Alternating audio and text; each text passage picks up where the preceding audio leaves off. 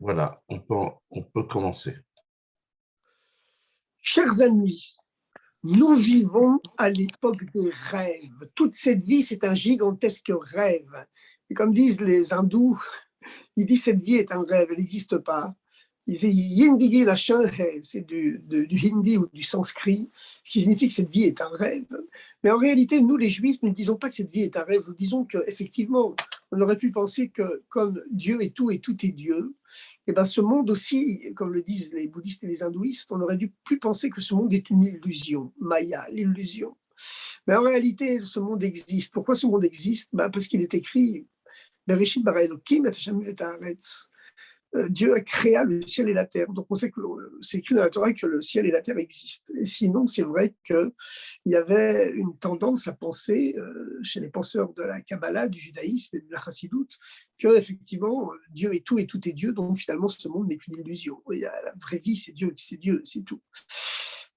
Comme Abraham, on sait que Abraham, lorsqu'il proclamait le monothéisme, il ne proclamait pas que Dieu et le monde sont deux entités distinctes, mais il proclamait, Abraham Shem Hashem, Abraham proclamait le nom de Dieu, il faisait proclamer le nom de Dieu, quel Olam, Dieu monde, c'est-à-dire que pas quel Haolam, Dieu du monde, avec l'article indéfini du, qui aurait, qui introduit l'idée que la notion que Dieu et le monde, c'est deux entités séparées. Il y a Dieu, c'est vrai, c'est le maître du monde, il est au-dessus, le monde, il est en dessous.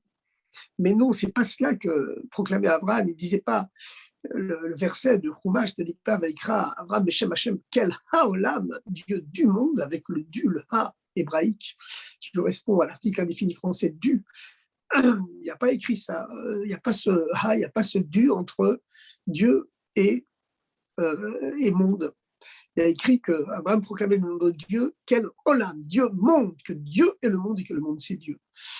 Et le monde, finalement, en hébreu, se dit olam. Et olam, c'est les mêmes lettres que le mot Hélène, qui veut dire le masque, le voile.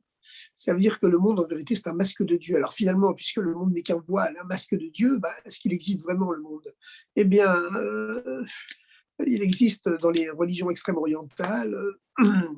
Bien qu'on n'est pas là pour parler des religions extrême-orientales, mais pourtant, il est écrit que lorsque Abraham s'est remarié avec Agar et qu'il a eu des enfants avec Agar, eh bien, finalement, Abraham a donné des cadeaux à ses enfants qu'il avait eu avec Agar en seconde noces et qu'il les a envoyés en Orient. Il les envoyait en Orient. Comme Eretz Israël, c'est déjà le Moyen-Orient, l'Orient d'Eretz Israël, forcément, c'est l'Extrême-Orient. C'est-à-dire ces régions qui sont placées sous le sceau du bouddhisme et de l'hindouisme. Et effectivement, là-bas, il y a des philosophies qui disent que le monde est un rêve. Voilà. C'est une illusion. Eh bien, le judaïsme a aussi cette tendance, quelque part, à poser la question, mais finalement, puisque le monothéisme total d'Abraham, c'est que on appelle ça un monisme en philosophie. C'est pas, il y a le panthéisme, c'est que Dieu est partout, mais c'est pas seulement ça. Monisme, ça veut dire que vraiment Dieu est tout et tout est lui. Et puisque Dieu est tout et tout est lui, alors finalement, est-ce que le monde existe? Eh bien oui, on sait que le monde existe parce que c'est écrit dans la Torah. C'est la réponse qui est donnée dans la Chassidoute, parce qu'il est écrit ouvertement dans la Torah, Bereshit bara Elokim et Hashem et haaretz, pour le Réchit, avec le Réchit, au Réchit, pour la Torah et le peuple juif, Bereshit avec le Réchit, c'est-à-dire la Chochma, la Sphirata Chochma, qui inclut toutes les autres sphirotes en elle, eh bien, Dieu a créé le ciel et la terre, donc il y a vraiment un monde matériel qui existe. Alors, malgré tout, le rêve, c'est une chose qui est omniprésente dans la Torah et surtout dans toutes les parachiotes qui se sont écoulées. L'exil lui-même est comparé à un rêve. Dans un rêve, les choses ne sont pas à leur place. C'est connu qu'on peut même voir parfois un éléphant passer par le trou d'une aiguille. C'est exceptionnel, même dans les rêves, mais enfin, ça peut exister. Les choses ne sont pas à leur place. Elles sont décentrées. Et la même chose, l'exil, c'est que les choses ne sont pas à leur place. Le peuple juif n'est pas sur sa terre. Et en vérité, il y a un triple exil. Il y a un triple exil parce que il y a d'abord l'exil de Dieu dans le monde. Dieu lui-même s'est constitué, entre guillemets, prisonnier du monde. Il s'est exilé à l'intérieur du monde pour que le monde puisse vivre. c'est l'exil de la Shrina, de la présence divine dans le monde, l'exil du dernier Hé, le deuxième Hé du nom de Dieu, qui est le souffle de vie divin qui se sépare des trois premières lettres pour s'exiler à l'intérieur de la matière pour lui donner la vie. Et puis, de cet exil de Dieu dans la matière vient l'exil des âmes dans les corps, et de l'exil des âmes dans les corps vient l'exil du peuple juif parmi les nations. Donc finalement, la libération du peuple juif de l'exil, eh bien, c'est la libération de Dieu aussi, comme le disaient les chassidim lorsqu'il y a eu l'emprisonnement et la libération du Admour Hazaken, le premier rabbi de Lubavitch. Eh bien, vous croyez que c'est le rabbi qui était en prison et qui était libéré? Le rabbi, il était en extase dans sa prison. Il y avait le Baal Shem Tov et le Magui de Mezerich, ces 2 maîtres qui descendaient du ciel tous les jours et qui lui enseignaient les secrets de la Torah. Non, c'est Dieu qui a été libéré de son exil par le dévoilement de la chassidoute. En attendant, la chassidoute nous donne un éclairage particulier sur les fameux rêves de Joseph. Yosef. Yosef, c'est une personnalité spéciale, Ses frères, comme d'ailleurs son père, et puis son grand-père, Yitzhak, et puis son arrière-grand-père Abraham, eh bien, tous ces fondateurs du peuple juif, ces pères fondateurs du peuple juif, ils avaient tous choisi le métier de berger, parce que le métier de berger, justement, permet de se couper du monde, pour vivre seul en contemplation avec Dieu. Voilà, les moutons ne sont pas tellement embêtants parce qu'ils suivent. Il suffit d'avoir un bon chien de berger. Et puis, dès qu'ils prennent une direction, il y en a un qui prend une direction, tout le monde le suit. Donc voilà, c'est relativement aisé de s'occuper de troupeaux de moutons.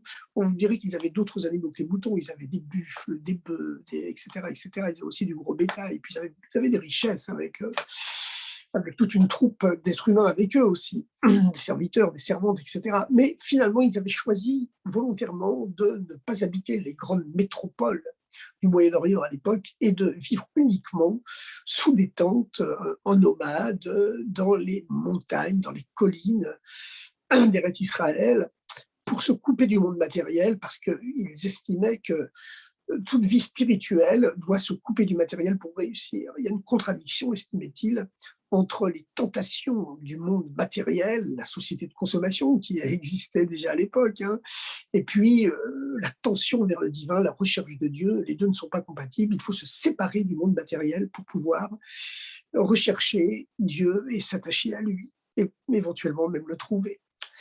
Mais Yosef, lui, c'était une plus grande âme. C'était un niveau beaucoup plus haut. Et Yosef, lui, il avait accédé à ce niveau de spiritualité supérieure qui fait que justement, lorsqu'on est à un niveau très très haut, on peut descendre tout à fait en bas et on peut lier les opposés.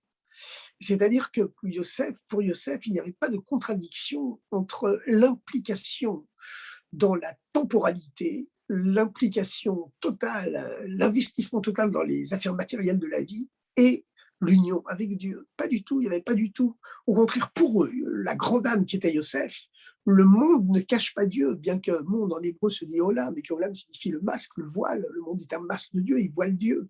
Mais ça, c'est pour les âmes qui ne sont pas suffisamment puissantes pour déceler le divin qui est caché dans la matière. Mais Yosef, lui, il était au niveau où il était capable de voir que le monde dévoile Dieu et non pas que le monde cache Dieu. Voilà.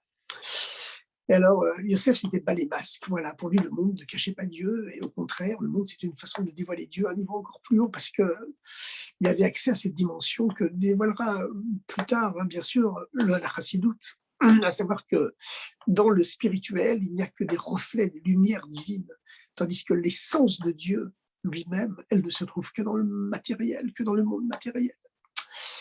Alors, Yosef, il avait fait des rêves, il avait fait ces fameux rêves, il avait rêvé d'abord que lui et ses frères étaient en train de cueillir des épis de blé dans un champ, et puis lorsque chacun avait réuni suffisamment d'épis de blé, chacun unifiait ses épis de blé, il en faisait une gerbe, et puis ensuite toutes les gerbes de ses frères se prosternaient devant la sienne. Et puis il était jeune, il a commis l'erreur de raconter ses rêves à ses frères qui ont commencé à être encore plus jaloux qu'auparavant, parce que Yosef avait été quand même quelque part le chouchou de son frère. C'est pas que Yaakov, le chouchou de son père, pardon. C'est pas que Yaakov le chouchoutait, c'est que Yaakov se rendait compte que seul Yosef était capable de capter vraiment le message, l'enseignement qu'il voulait transmettre, et que ses autres fils n'avaient pas un niveau de spiritualité suffisante pour véritablement être, comme on dit, des réceptacles, en hébreu on dit des kélim, pour recevoir véritablement tout son message, et que Yosef, le seul, était capable de capter, de comprendre véritablement tout ce que lui voulait transmettre, Yaakov. Donc c'est pour ça qu'il savait que Yosef serait son successeur et qu'il lui accordait plus d'attention qu'aux autres. Et les frères ont été jaloux, et puis quand il racontait ses rêves, la jalousie a empiré. On connaît le deuxième rêve également. Il est arrivé cette fois qu'il n'y avait pas seulement ses frères, qui étaient symbolisés dans son deuxième rêve par le soleil et la lune, mais qu'il y avait aussi son propre père, symbolisé par le soleil, et sa mère, symbolisée par la lune, qui se prosternaient devant lui. Alors là, les frères sont devenus mortellement jaloux, et on connaît la suite. Dès qu'ils en ont eu l'occasion, ils ont décidé de se débarrasser de ce frère encombrant, et finalement, ils l'ont vendu en esclave en Égypte. Voilà, ils l'ont vendu en esclave en Égypte. C'était une façon de dire, eh bien, puisque tu dis qu'on peut servir Dieu dans le matériel, que le matériel n'est pas une contradiction avec la spiritualité, contrairement à ce que nous avons tous compris du judaïsme, puisque finalement, c'était aussi l'idéologie d'Abraham et de Yitzhak et même de Yaakov, qui avaient choisi exprès le métier de berger pour se séparer du matériel. Et Yosef n'a peut-être pas de répéter que non, le matériel n'est pas du tout une contradiction avec Dieu, avec la spiritualité. Au contraire, le but, c'est d'unir les deux.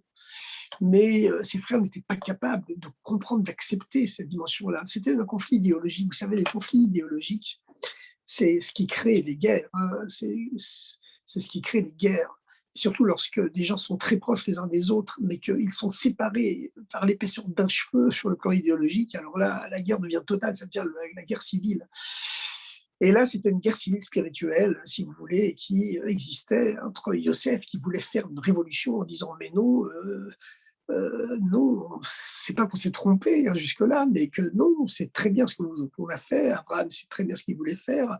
Il avait fait en se coupant du matériel pour rechercher Dieu. Yitzhak aussi. Notre père, Yaakov, a plus forte raison aussi. Et vous aussi, mes frères, c'est bien ce que vous faites.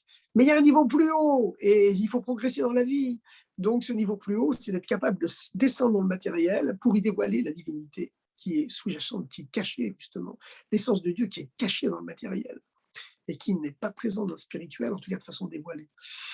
Le spirituel, encore une fois, c'est un reflet du divin, un dévoilement seulement du divin, tandis que l'essence, elle habite le matériel.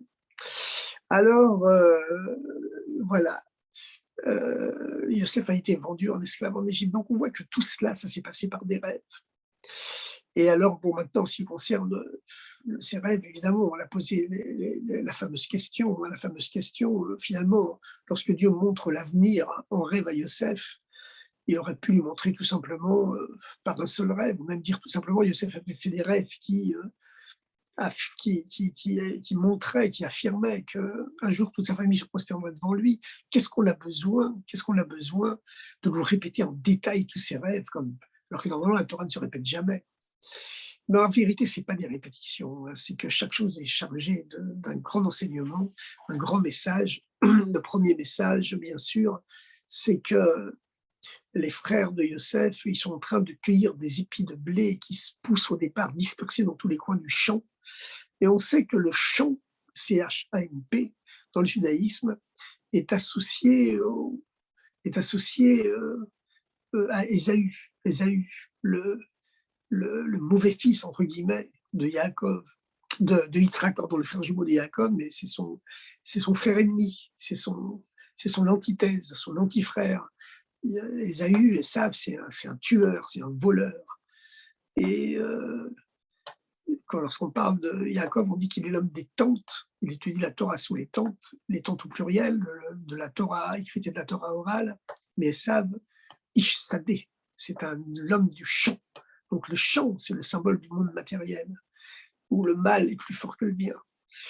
Et lorsque les frères de Yosef sont en train de cueillir des épis de blé qui sont séparés dans tous les coins du champ, eh bien les épis de blé séparés dans tous les coins du champ symbolisent les désirs et les idées de l'homme qui courent après tous les plaisirs matériels qui sont dispersés dans tous les coins du champ.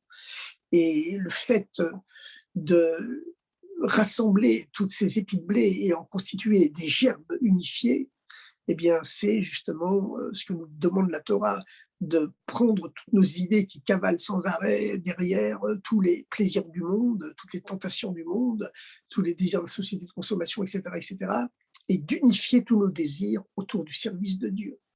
C'est ce que font les frères de Yosef et Yosef lui-même en cueillant des épis de blé dispersés dans le champ et en les unifiant en gerbes. Et ensuite, ces gerbes se prosternent devant Yosef. Bon, parce que ce travail, en profondeur, il ne peut s'opérer que par la soumission au maître de la génération, l'âme universelle, le tzaddik, qui est le fondement du monde et qui est présent à chaque génération et qui est comme le générateur électrique qui reçoit l'énergie divine et qui la dispatche ensuite à toutes les âmes individuelles, une fois qu'elles sont incarnées dans les corps. Le deuxième rêve de Yosef, lui, on est complètement sorti du champ, hein. On voit le soleil, la lune et les étoiles. Le premier rêve parle de choses terrestres, le deuxième choses matérielles, le deuxième rêve parle de choses célestes, de choses spirituelles. Mais le fait que finalement les deux rêves n'en font qu'un, ils signifient la même chose, et bien qu'un jour Yosef dominera tous ses frères, etc., et que se prosterneront devant lui, c'est pour nous enseigner justement que les deux domaines des deux rêves, le matériel et le spirituel, eh bien le juif doit les unifier pour faire qu'ils ne soient qu'un. Comme le disait le rabbi précédent lorsqu'il était convoqué par la Tchéka, l'ancêtre du KGB en 1920, et qu'un tchéquiste lui a brandi un revolver sous le nez en le menaçant, en lui disant « Tu sais que ce petit joujou, il a déjà fait reculer plus d'un ». Alors le rabbi précédent a répondu « Ce petit joujou, il peut faire reculer, il peut faire peur à celui qui a plusieurs dieux et un seul monde. Mais celui qui a un seul Dieu et deux mondes, il n'en a rien à faire de ton petit joujou. » Et évidemment, le rabbi Yosef Yitzhak, le rabbi précédent, ne voulait pas dire que comme il avait un seul Dieu et deux mondes, il risquait rien, parce que si on le tuait, que Dieu préserve dans ce monde-ci, il irait dans le monde futur. Non, c'est pas ça qu'il voulait dire. Il voulait dire que tout en étant vivant dans ce monde-ci, il avait un lien en même temps avec le monde futur, avec le monde spirituel. Il unifiait les deux à l'intérieur de lui. Et c'est pour cela qu'il n'avait pas peur de ce petit joujou. Alors, donc, on voit finalement que c'est à cause des rêves de Yosef que le peuple juif partit en exil en Égypte. Mais en vérité, le but de cet exil en Égypte, c'était de purifier cette plaie sur la face du monde, qui était la civilisation égyptienne. C'était une véritable plaie purulente sur la face de l'humanité, car l'Égypte, c'était la civilisation la plus immorale qui n'a jamais existé. De façon générale, dans toutes les civilisations les plus anciennes et les plus primitives, il y a le tabou, l'interdit de l'inceste. Tandis qu'en Égypte, eh bien, ce tabou de l'inceste qui est présent partout, pourtant dans toutes les civilisations, sur tous les continents, il n'existait pas. Il n'existait pas, au contraire, les pharaons épousaient leurs sœurs, c'était officialisé et tout le monde se réjouissait dans les noces, c'était des grands événements nationaux, des grandes fêtes nationales quand un pharaon épousait sa sœur. Et donc, c'était une civilisation totalement immorale.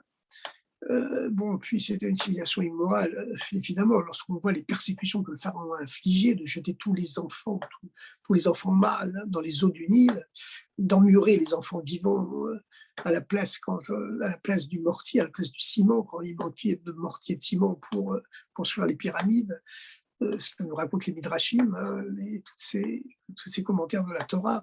Donc c'était vraiment une civilisation horrible. Et toute la société, tous les paysans, tout le peuple était esclave du pharaon. Il n'y avait quasiment pas d'hommes libres, mis à part les nobles et les prêtres. On n'a jamais vu dans toute l'histoire de l'humanité que toute une société a été esclave d'un roi.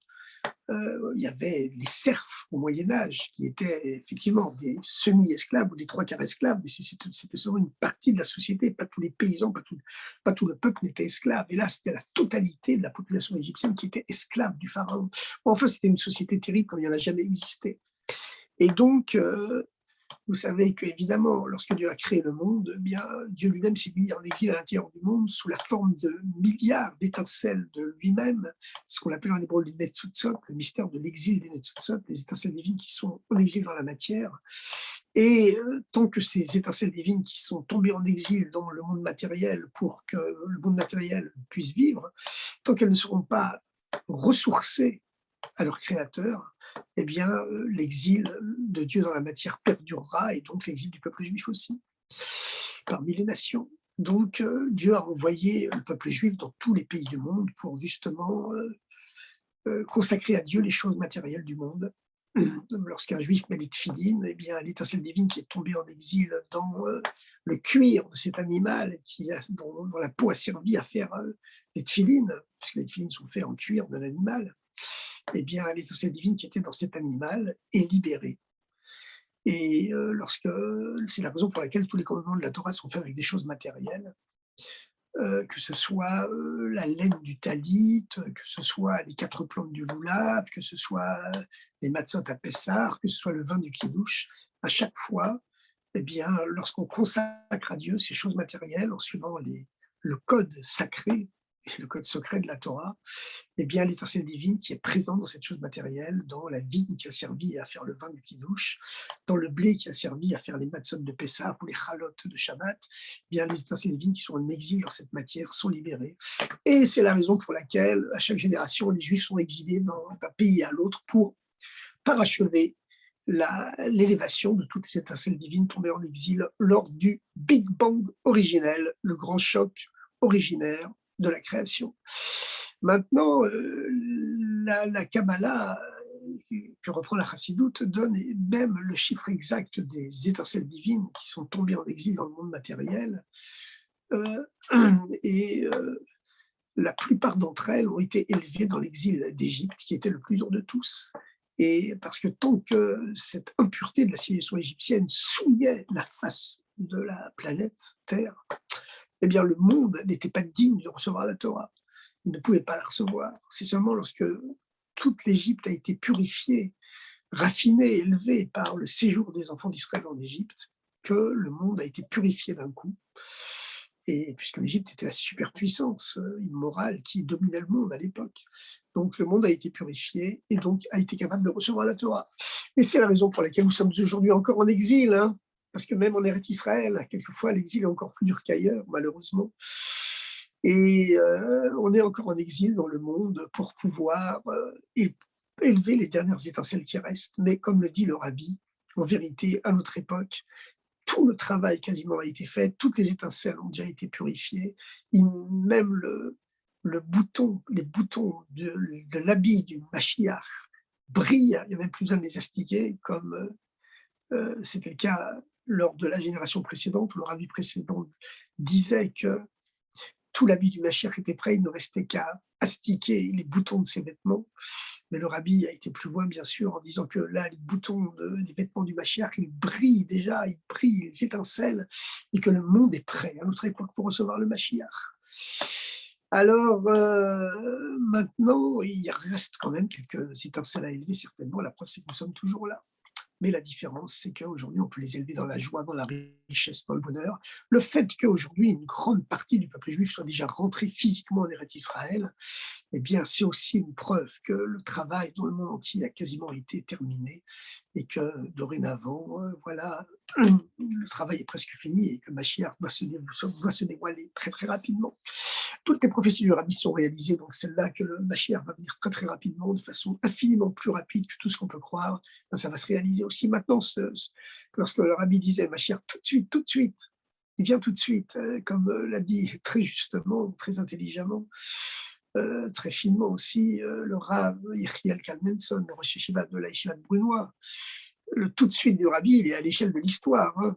C'est comme lorsque vous avez rendez-vous avec un ami qui va venir vous prendre en voiture, et puis il tarde un peu, alors vous l'appelez, il dit oui, j'arrive tout de suite, tout de suite. Bah, tout de suite, il est dans les embouteillages, ça peut prendre un quart d'heure. En Russie, on avait fait une demande de sortir de Russie pour aller en Eretz Israël ou ailleurs pour franchir le rideau de fer, et qu'on attendait des années et des années pour avoir un visa de sortie. Puis on avait un ami bien placé au KGB qui passait à côté de nous dans la rue, faisait semblant de marcher dans la même direction que nous, et puis en même temps qu'il marchait à côté de nous, il vous lançait à voix basse « toi tu sors tout de suite ». Toi, tu sors tout de suite, qu'est-ce que ça voulait dire? Ça veut dire on pourra sortir, on aura l'autre visa de sortie dans 3 mois ou dans 6 mois. C'était ça le tout de suite. dans l'enfer stalinien de l'époque. Alors, le Tutsi du Rabbi, bien sûr, il est à prendre à l'échelle de l'histoire, mais il n'empêche que le Mashiach va venir beaucoup, beaucoup plus vite qu'on ne le croit, comme tous les signes le montrent, grâce à Dieu, actuellement. Alors maintenant, il n'y a pas que Yosef qui fait des rêves et qui, par ses rêves, va enfanter l'exil, c'est-à-dire va permettre au peuple juif de descendre en Égypte pour élever les étincelles divines tombées dans l'exil de l'Égypte. Lorsque Yosef va sortir de prison, il va sortir de prison pour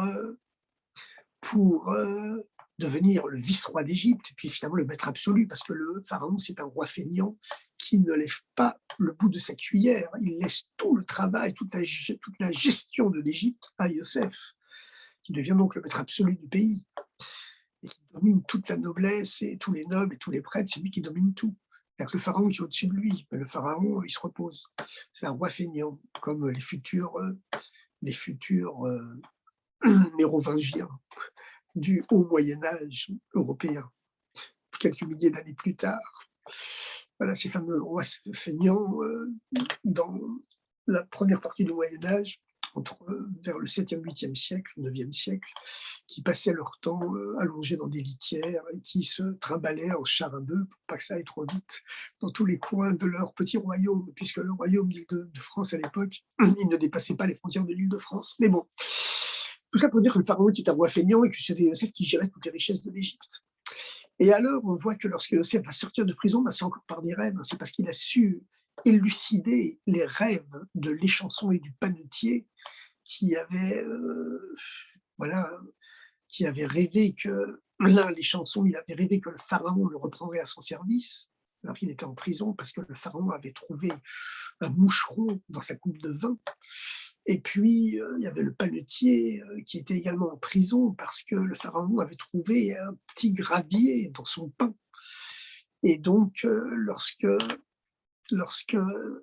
Yosef a vu un jour, alors que lui, il était serviteur dans la prison, où il avait été injustement jeté, bien sûr, lorsqu'il a vu que ces deux hommes, le matin, faisaient grise mine, il leur a demandé: «Mais pourquoi faites-vous la tête aujourd'hui, mes seigneurs ?» Alors, ils lui ont répondu: «On a fait des rêves, on n'en connaît pas le sens. On n'en connaît pas le sens». Il n'y a rien d'étonnant, bien sûr, à ce que plus tard, quelques milliers d'années plus tard, Sigmund Freud ait fondé la psychanalyse en se basant sur l'analyse des rêves. Parce que, comme on le sait, les enfants, lorsqu'ils sont à l'état de fœtus dans le ventre de leur mère, ils sont connectés à l'inconscient collectif du peuple auquel appartient la mère, précisément, et pas le père. Donc tous ces archétypes premiers, à savoir la science des rêves, l'importance des rêves, eh bien, le petit Freud, hein, comme tous les juifs du monde, il y a eu accès à ces concepts-là lorsqu'il était dans le ventre de sa maman. Et bon, lui, évidemment, il a eu ce mérite de faire avancer la psychologie mondiale. Il est devenu même le père de la psychologie moderne, à partir de cette analyse des rêves. Donc Joseph, on le sait, voilà, tout le monde en général connaît l'histoire, hein. Il a expliqué les rêves des deux ministres du pharaon, les chansons et le panetier, les chansons avaient rêvé qu'il pressait 3 grappes de raisin dans la coupe du pharaon et qu'il tendait la coupe ensuite au pharaon. Et Yosef, candidement, lui dit: eh bien, les 3 grappes de vin signifient 3 jours. En 3 jours, le pharaon t'aura repris à son service. Tu verseras de nouveau le vin dans la coupe du pharaon. Le panetier, tout content, se dit: il n'annonce que des bonnes choses, celui-là. Voilà. Moi aussi, je vais lui raconter mon rêve. J'ai rêvé qu'il y avait 3 pains tressés sur un panier que je portais sur ma tête et des corbeaux venaient les picorer. Et Yosef lui répond, toujours aussi candidement: les 3 pains signifient 3 jours. Dans 3 jours, le pharaon t'aura fait pendre et les corbeaux viendront picorer ton cadavre. Et 3 jours plus tard, effectivement, le pharaon fait un grand festin pour célébrer son anniversaire, l'anniversaire de sa naissance. C'est la seule source toranique qu'on a de l'importance de célébrer son anniversaire. Comme le rabbi a demandé, l'idée que le rabbi a repris plus tard en demandant que tous les juifs célèbrent leur anniversaire juif. Dans le calendrier juif, bien sûr, c'est un jour qui porte bonheur. un porte-bonheur. On l'a vu de façon évidente à notre époque, hein. Et des fois, on a besoin de preuves. On a vu que le rabbi précédent, Rabbi Yosef Yitzhak, quand il avait été condamné à mort en URSS, quel est le jour où Dieu l'a fait sortir d'Égypte, l'a fait libérer de sa prison. Normalement, il aurait dû être abattu d'une balle dans la tête le premier jour. On l'avait poussé dans le couloir noir à gauche, où il y avait un bourreau qui tuait d'une balle dans la tête tous les dignitaires religieux du RSS ce jour-là. Et il a été sauvé parce qu'il a poussé les geôliers en disant: quand on est perdu, on tourne à droite. C'est pour ça que le premier jour, il avait été sauvé. Et quand il a été finalement gracié miraculeusement et été libéré totalement, bah, c'était le jour de son anniversaire juif, le jour de sa naissance. Il y a des jours qui portent bonheur, hein, des jours qui portent bonheur, c'est comme ça. D'ailleurs, vous savez que le premier juif qui a réussi à s'évader d'Auschwitz, eh bien, il a réussi son évasion sans le savoir, sans faire exprès, Leil Shimurim, la première nuit de Pessah, qu'on appelle justement Leil Shimurim, la nuit de la garde. Tous les juifs du monde sont protégés. On n'a pas besoin de réciter le Shema Israël entier. Cette nuit-là, c'est le seul jour de la seule nuit de l'année où on n'est pas obligé de réciter le Shema Israël entier, seulement le premier paragraphe, parce que c'est Leil Shimurim, la nuit de la garde. Et c'est cette nuit-là qu'il a réussi son évasion après avoir essayé des dizaines et des dizaines de fois et été obligé de reporter son évasion des dizaines et des dizaines de fois. Il y a des jours qui portent bonheur, c'est comme ça. D'ailleurs, après-demain, demain soir, même, enfin non, après-demain plutôt, parce que c'est un jour qui commence, un jeûne qui commence au matin. C'est le jeûne du 10 Tevet qui commémore le début du siège de Yerushalayim par les troupes babyloniennes de Nabuchodonosor, Nabuchodonosor. C'est un jour d'un jeûne important. Il ne dure pas très longtemps, heureusement, parce qu'il commence tard, hein, puisque les nuits d'hiver sont longues, et il finit tôt, puisque les jours d'hiver sont courts.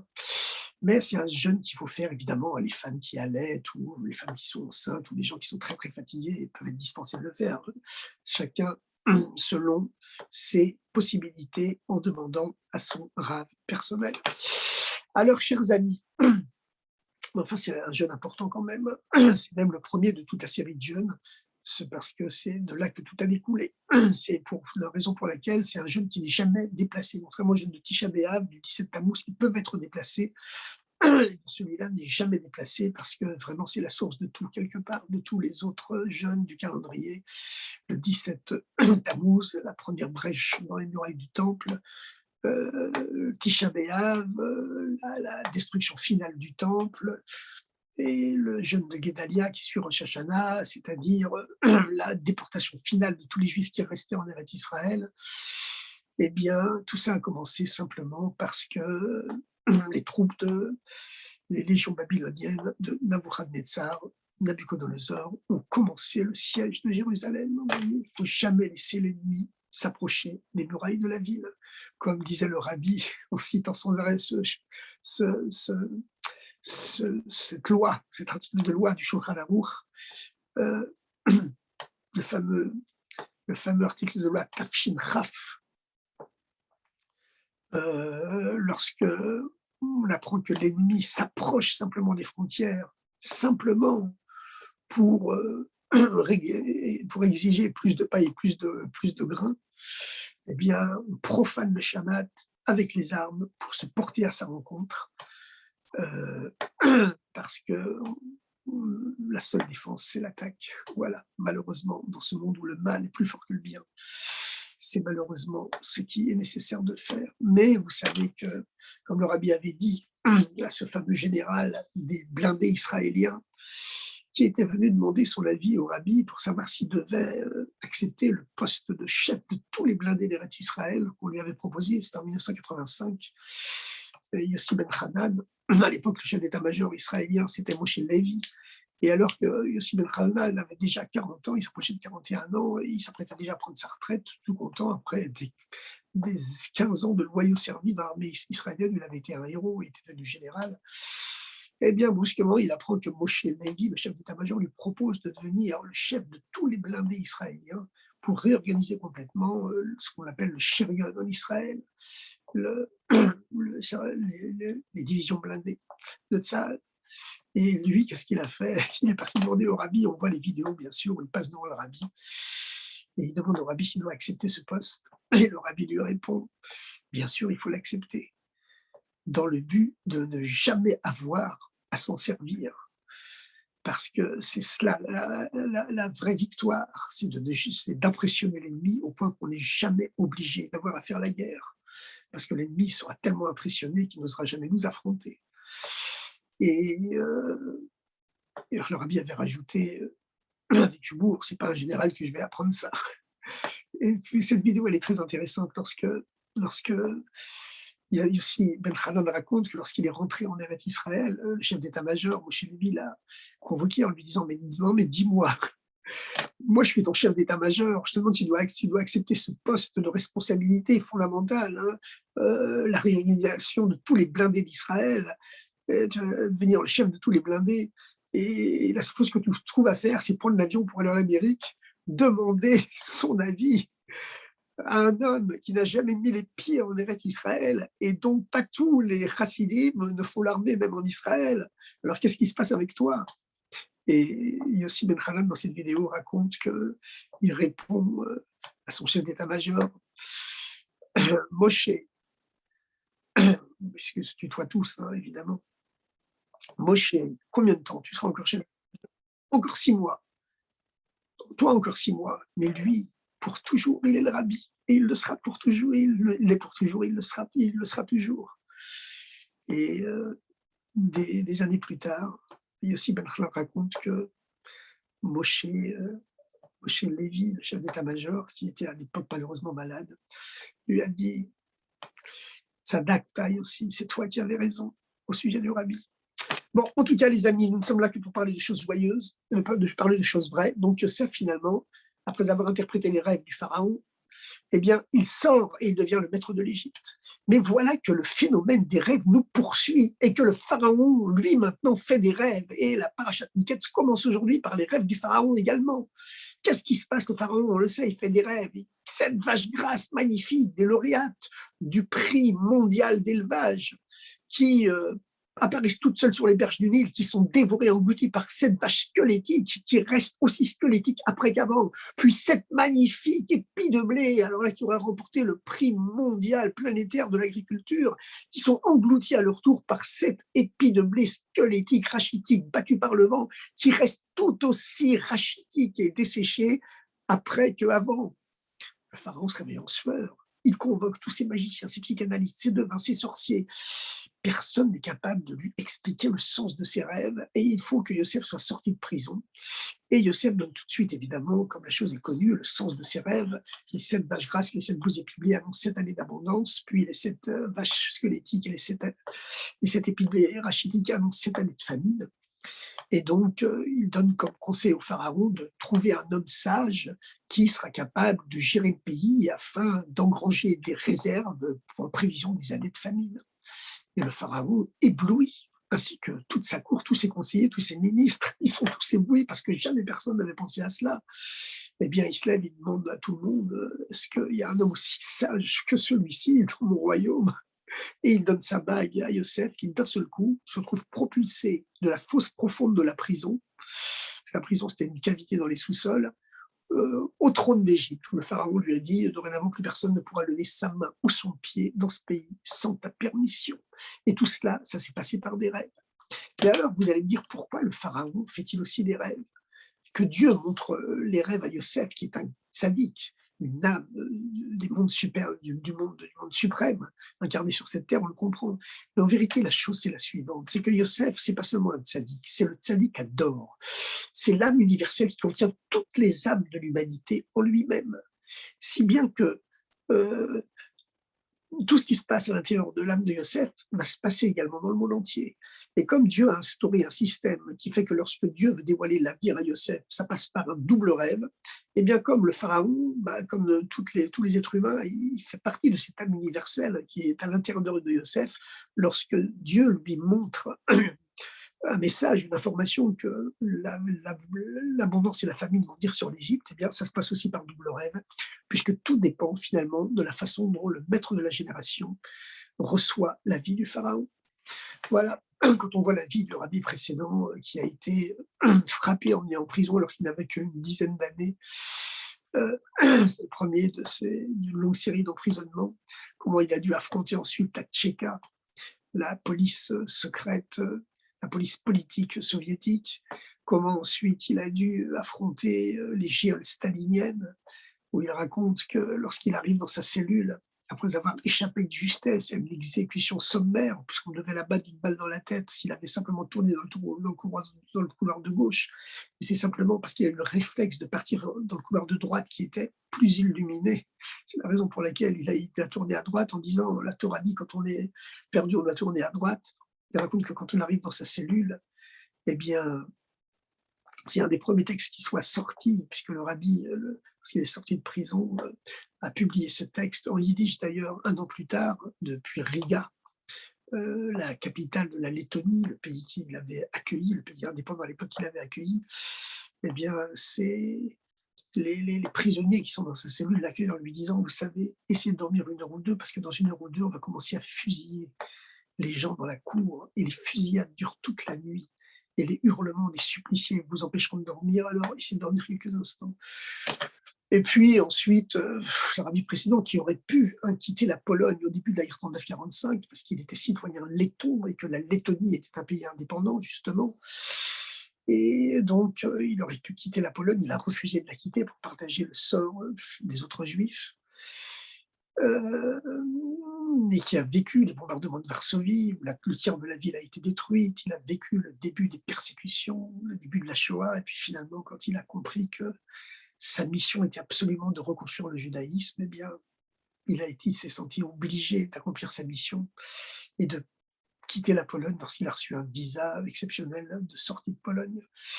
Mais bon, il avait été frappé dans sa prison, il avait été torturé. C'était ce même phénomène finalement que celui de Yosef, lui-même s'appelait Yosef d'ailleurs, Rabbi Yosef Yitzhak, c'est que tout ce qui se passe à l'intérieur du tzaddik Hador, c'est ce qui se passe ensuite dans le monde entier. On voit la vie dans l'âme du tzaddik, qui est l'âme universelle, et ensuite cette vie se dispatche dans toutes les âmes de l'humanité. Le rabbi, lui, évidemment, avec sa dimension messianique qui a succédé au gros cataclysme, cette dimension messianique qui s'est dévoilée en lui et à travers lui et dans le monde entier à son époque, eh bien, voilà, c'est la dimension messianique du rabbi qui fait qu'on vit quand même dans un monde qui n'a plus rien à voir avec celui que le peuple juif a connu pendant les quelques milliers d'années qui nous ont précédés. Il faut bien être conscient de ça. Alors, puisque maintenant on vit dans une époque où Dieu a rendu sa force au peuple juif, grâce à Dieu, Dieu a ramené déjà une grande partie du peuple juif en Eretz Israël, et dans tous les pays du monde, tous les juifs aujourd'hui sont libres de pratiquer la Torah, le judaïsme librement, en vivant dans une certaine, grâce à Dieu, aisance matérielle en général, bien que c'est jamais suffisant, mais par rapport aux générations précédentes, on les aurait considérés comme des multimillionnaires, par rapport au niveau de vie qu'il y avait sur Terre il y a seulement 100 ou 150 ans. Enfin, en tout cas, il est certain que lorsque le rabbi dit Mashiach s'approche, eh bien, vraiment on le sent. Pour revenir maintenant à cette progression vers la paracha de cette semaine, la paracha de Vayechi, où on voit les frères de Yosef qui viennent se prosterner devant Yosef lorsqu'ils viennent acheter le blé pour survivre pendant la famine, alors que la famine sévit dans tout le Moyen-Orient. Et ils n'ont pas du tout l'idée que cet homme devant eux, ce prince qui est vêtu comme un roi et qui domine toute la cour du pharaon et qui a toute la gestion de l'Égypte en main, eh bien, cet homme, c'est leur frère, ça ne leur vient même pas à l'idée, évidemment, ils se prosternent devant lui, comme le font tous les nouveaux arrivants qui viennent à l'époque chercher la nourriture. Et la Torah emploie un terme curieux pour qualifier la rencontre de Yosef et de ses frères. Cette première rencontre, il est écrit Vaikar Yosef et Echav. Yosef reconnut ses frères et et eux ne le reconnurent pas.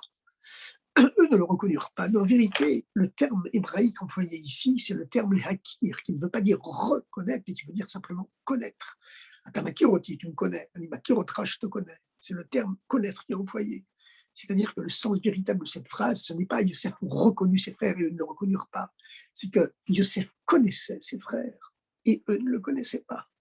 Ça veut dire que ce niveau spirituel qu'avaient les frères de Yosef, qui consiste à se séparer du monde matériel pour rechercher Dieu, en estimant qu'il y a une contradiction totale entre Dieu et le monde matériel, Yosef connaissait ça, il le connaissait. C'est comme ça que son père l'avait élevé, c'est comme ça que son grand-père l'avait élevé, c'est comme ça que son arrière-grand-père Abraham vivait.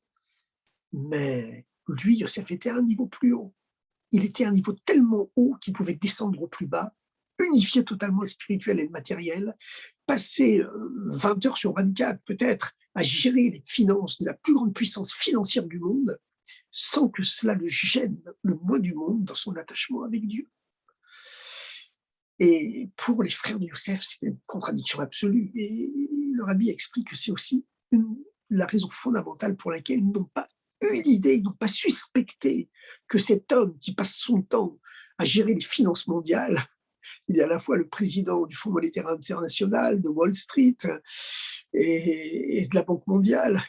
Ils n'ont pas imaginé une seconde que ça puisse être leur frère Yosef, parce que pour eux, un juif, c'est quelqu'un qui se sépare du monde matériel, qui est éleveur de moutons dans ses collines pour pouvoir se perdre dans les contemplations divines.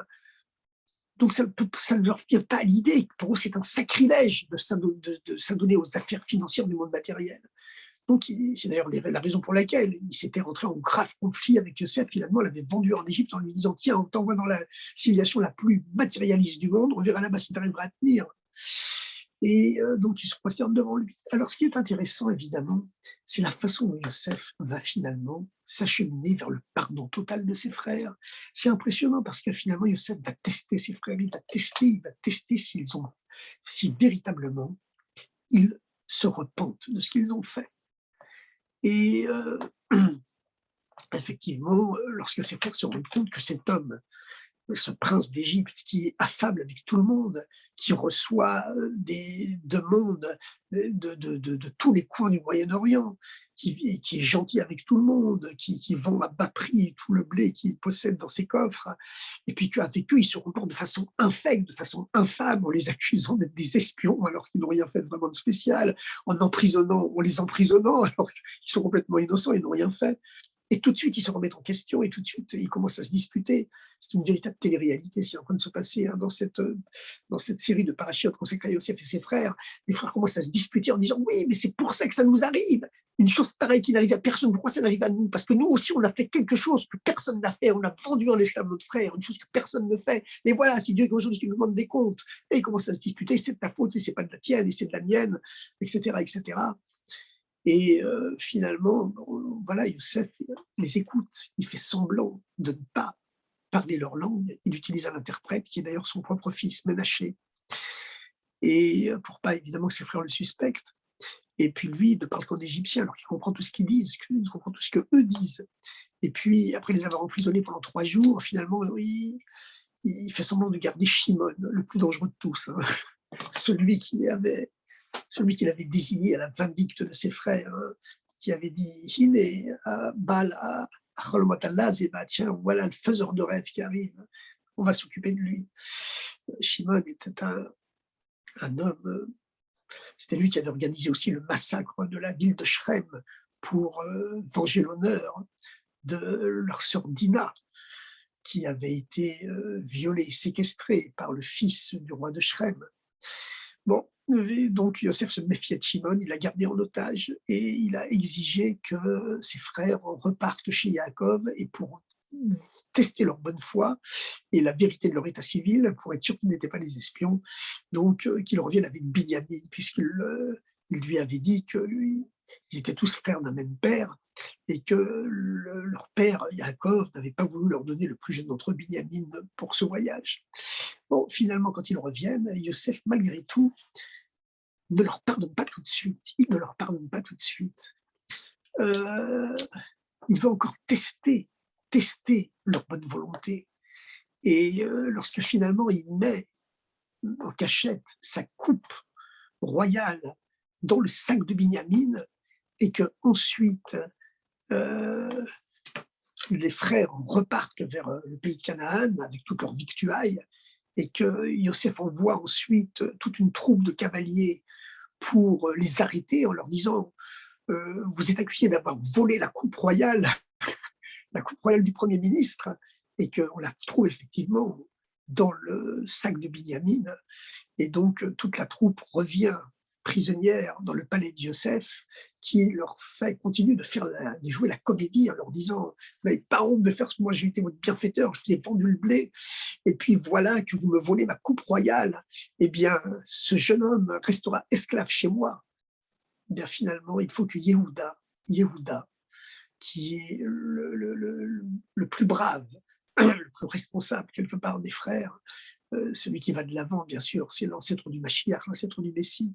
Yehuda qui lui-même a pris la responsabilité de Binyamin, qui supplie Yosef de le prendre lui en esclave à la place de Binyamin, sinon il ne pourra plus jamais oser se présenter devant son père. À ce moment-là, Yosef craque et il pardonne ses frères, il leur pardonne totalement, et alors de façon absolument sincère, absolument pure. Bon, voilà, c'est la magnifique histoire de Yosef. Maintenant, évidemment, cette grandeur de Yosef, elle est exceptionnelle. Elle est exceptionnelle, mais elle nous renvoie aussi à une époque actuelle.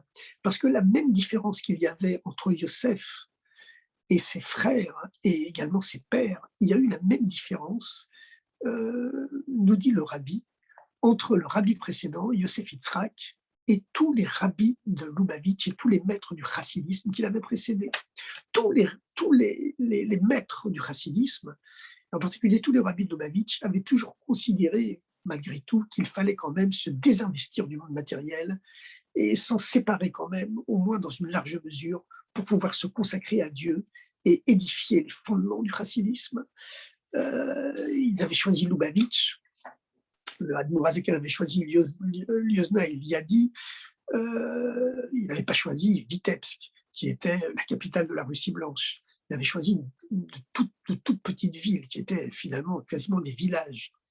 De la même façon, lorsque le Admour Haïm a choisi un lieu de résidence, il a choisi Lubavitch, parce que Lubavitch était une petite bourgade perdue au fond des forêts.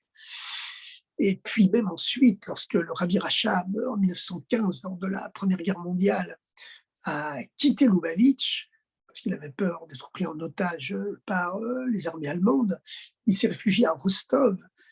Rostov, qui était une grande ville du sud de la Russie, mais qui était quand même coupée du reste de la Russie. Et même à Rostov, il s'est séparé au maximum du centre de la ville.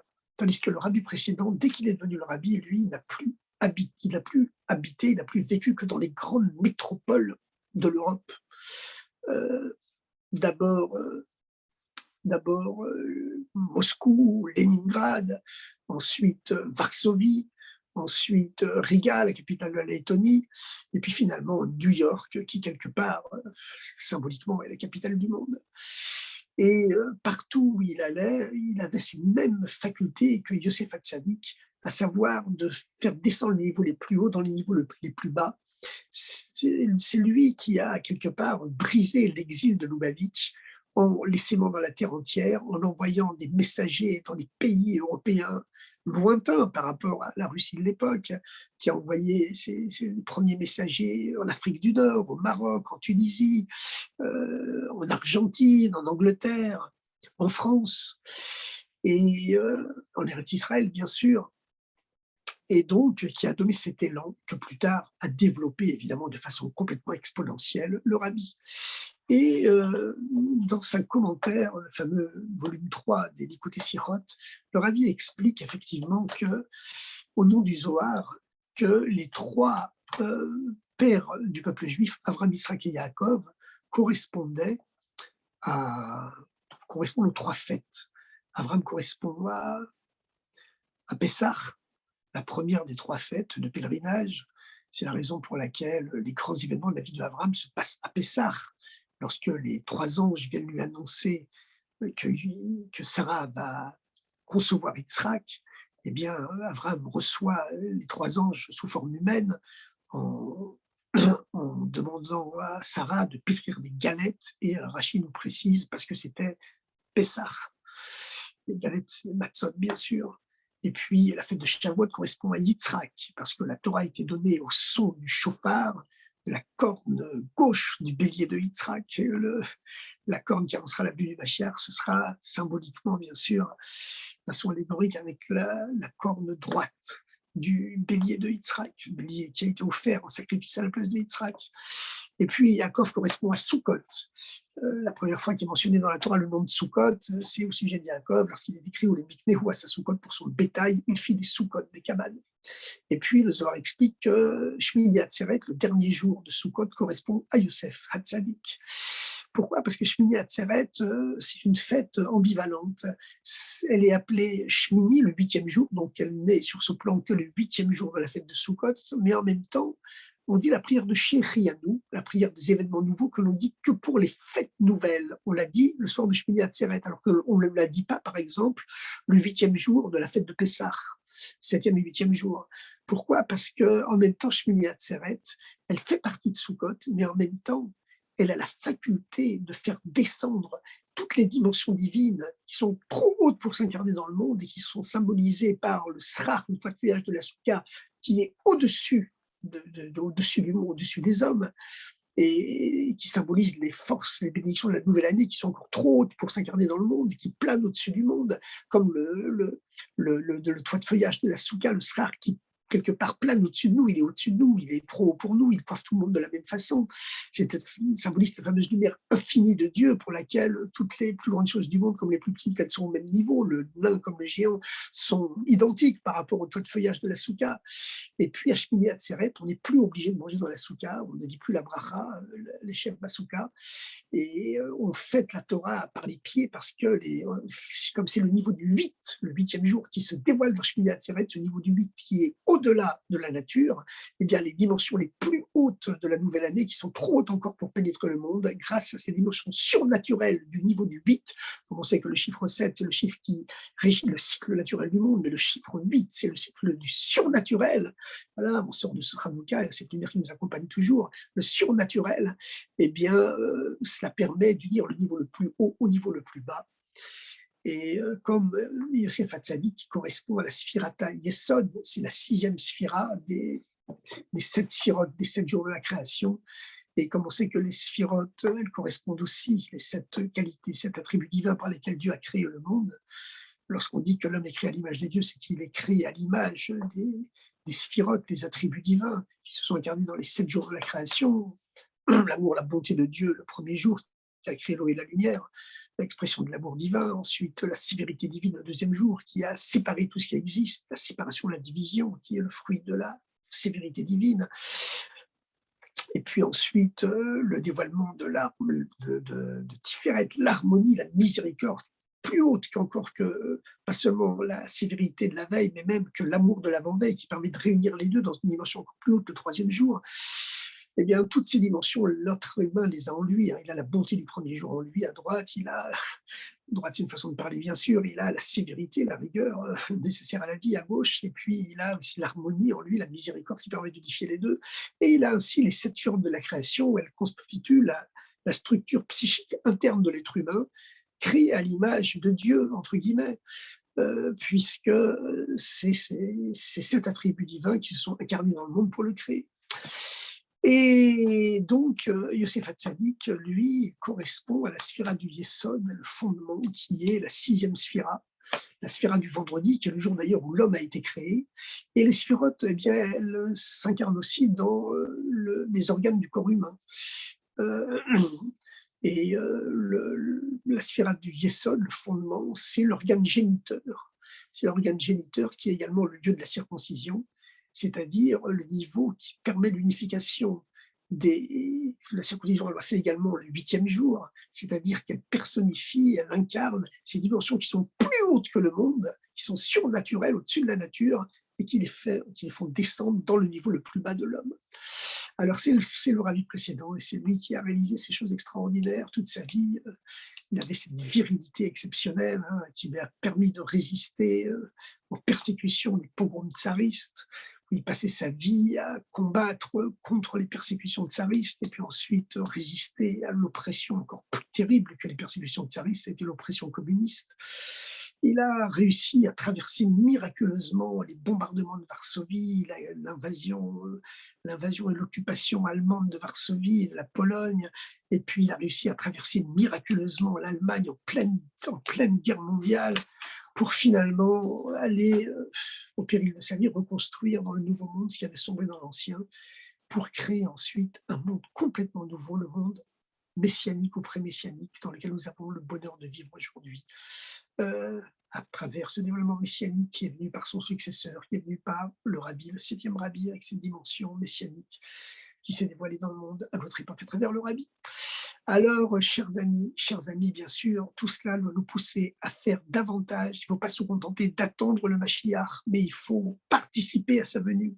Comme on le dit tous les soirs, tous les samedis soirs, dans la Havdalah, on demande à Dieu de nous placer des Rosh Hagdoud en tête des régiments, dans les commandos d'élite, cette fameuse unité 101 dont Arik Sharon était le chef dans les années 1950. Et spirituellement, bien sûr, spirituellement, puisqu'à notre époque, on espère bien évidemment que c'est dans la bonté, la douceur et la miséricorde, bonté et gentillesse uniquement, que le Mashiach viendra et que le bon Dieu nous libérera de ces menaces qui viennent de tous les coins du monde, qui viennent de l'Est aujourd'hui avec cette fameuse bombe atomique iranienne que malheureusement nos ennemis essayent de mettre en place, et on a confiance que Dieu ne le permettra pas et que Dieu protégera Eretz Israël de façon complètement surnaturelle, comme on l'a vu dans la première guerre du Golfe en 1991, où face à tous les médias du monde, à tous les gouvernements du monde, y compris le gouvernement israélien et les services secrets israéliens, le Rabbi avait dit que personne ne doit avoir peur en Eretz Israël, tout le monde doit s'y rendre, c'est l'endroit le plus sûr du monde, qu'il n'y aurait pas besoin des masques à gaz, etc., qu'Israël serait protégé parce que c'est le lieu où va se dresser le troisième temple, bien très bientôt, et puis surtout que le Rabbi a rajouté que plusieurs millions de Juifs y vivent, et ça suffit pour protéger le monde, et pour protéger bien sûr Israël en premier. Alors, chers amis, pensons bien, ça sera bien, et faisons confiance aux prophéties du Rabbi, qui annonce que le Mashiach va venir tout de suite, et comme on l'a lu comme on va le lire dans la Haftara de cette semaine, dans la paracha de cette semaine, plutôt dans la paracha de cette semaine, il y a la fameuse bénédiction de Yaakov à Yehuda, qui est l'ancêtre du Messie, l'ancêtre du Mashiach. Lorsque Yaakov bénit Yehuda, il lui dit Yehuda, Yehuda, tes frères te reconnaîtront. Yatra be'orefoivecha, ta main sera sur la nuque de ton ennemi. Et le Rabbi explique en dernière partie de ce Mahamar, de ce commentaire, qu'il a dit d'ailleurs de sa chambre à l'époque où il avait été malade en 1977, eh bien le Rabbi explique que cette bénédiction de Yaakov à Yehuda, Yatra be'orefoivecha, ta main est sur la nuque de ton ennemi, c'est une bénédiction qui s'applique spécialement à notre génération d'avant le Mashiach. Où effectivement Dieu a placé Israël dans une situation telle que sa main, grâce à Dieu, est sur la nuque de son ennemi. Et malheureusement, ces ennemis ne sont toujours pas devenus nos amis complètement. Et dès qu'on relâche l'étreinte, on relâche la main de leur nuque, alors qu'on s'attend à ce qu'ils nous parlent gentiment, en disant merci de nous avoir lâché la nuque. Au contraire, ils se lèvent encore plus méchants, on est obligé de leur remettre la tête dans le sable en leur appuyant sur la nuque. Mais on espère que très bientôt, comme le disent tous les commentaires de Chassidut, de Yutet Kislev et des autres, c'est que la pédia, le rachat se fasse béchalom, et le véritable shalom, évidemment, c'est quand l'ennemi devient Abi, parce qu'à ce moment-là, il devient le meilleur de tous les amis. Alors, chers amis, ayons confiance. Vous savez, les bénédictions du Rabbi souvent nous ont complètement surpris, nous ont stupéfiés. Eh bien, il faut s'attendre à être surpris par de très bonnes nouvelles avec l'aide de Dieu. En attendant, évidemment, bien sûr, il faut renforcer tous les Mifsaïm, renforcer Mifsat Filin, puisque Mifsat Filin, le Rabbi l'avait lancé spécialement avant la guerre des 6 jours, parce que les Mifsat Filin a la force de faire tomber la peur sur les ennemis. Et même à distance, même à distance ou surtout à distance, et puis renforcer tous les autres Mifsaïm, en commençant bien sûr à Avat Israël, jusqu'au Mifsa Sefer Torah, Mifsa Rambam, et surtout aujourd'hui, Mifsa Mashiach. Alors, Shavua Tov, Vayechi Yaakov Beretz Misraïm. Où est-ce que Yaakov il a vraiment vécu? Vraiment, il a vécu au sens plein du terme, seulement quand il a été Beretz Misraïm en Égypte. Et ben, c'est la même chose pour un Chassid Ravan. Un Chassid Ravan, il peut vraiment vivre vraiment que lorsqu'il est en Shlichut en Égypte, dans une atmosphère d'obscurité, qu'il va transformer en lumière, parce que la lumière du Mashiach, ce n'est pas une lumière qui au départ a été créée lumière. Une lumière qui au départ a été créée lumière, elle est très belle, elle est très bien, mais ce n'est pas elle, la lumière du Mashiach. La lumière du Mashiach, elle ne peut venir que d'une obscurité qui a été transformée en lumière. Ça, c'est la véritable lumière du Mashiach. Alors, Shavua Tov et à bientôt.